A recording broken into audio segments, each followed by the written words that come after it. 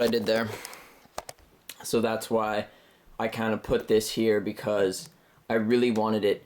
If it's up there, you have trouble because you can't stick your mic in. I mean, you can, but it ends up being really short. It gets in the way of your playing, and it goes into the pads and stuff, and you get your sticks caught up in it. So it's better to have it down here. Another thing, every wire, it's good that they're not color coded. Somebody mentioned that they should be color coded. I actually think that it's a good thing that they're not color coded, because that means you can put it wherever you want. Like I've said before, I played Everlong using this as the red pad. Now it gets confusing, but that's what I did. You can switch it up. It's totally customizable. That's the thing about it. But the chords have, here, let me get this, if I can find it. They have this shape, and then they have that shape. So this is on one end, and that's on the other end. The only thing why you're ever going to want to change that is depending on where the wires can reach. If it can't reach it with that, or if you're having things really close together, and this is really close to this, and these wires are getting in the way, you're probably going to want to have the bent end here, if this is like really up here. That's what you kind of want to do.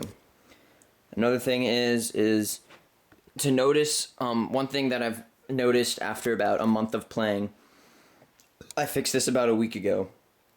When you start hitting the pads, you're probably going to begin hearing a metal sound, like a metal clank, like a clank, clank, clank, clank, and it'll start missing your notes. That's bad, and it sounds really annoying, and it sounds like it's broken. Don't be alarmed. Don't get pissed off. Just, you need to focus, and this is what you need to do. On the back, there's going to be this little screw right here.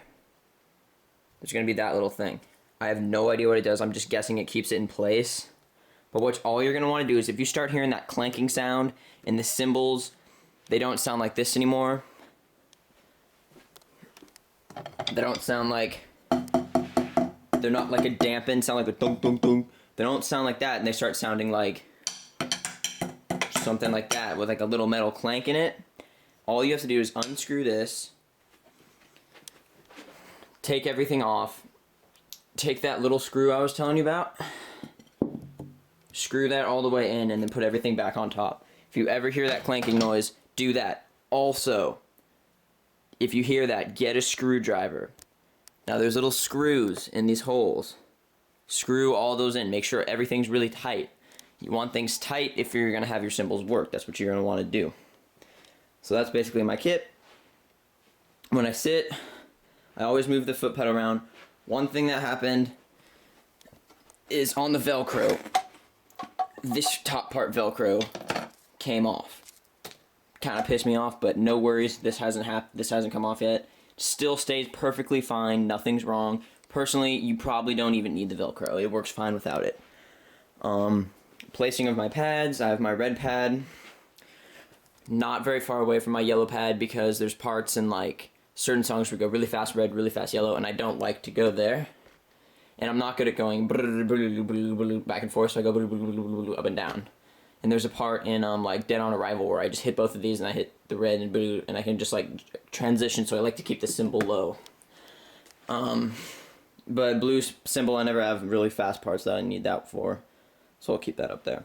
Green pad I have a little bit farther out, because when I'm using it as like not a crash, but when I'm using it as like a tom, I kind of reach farther out, and I noticed in one of my videos I was hitting it down here, so I needed to move it out a bit.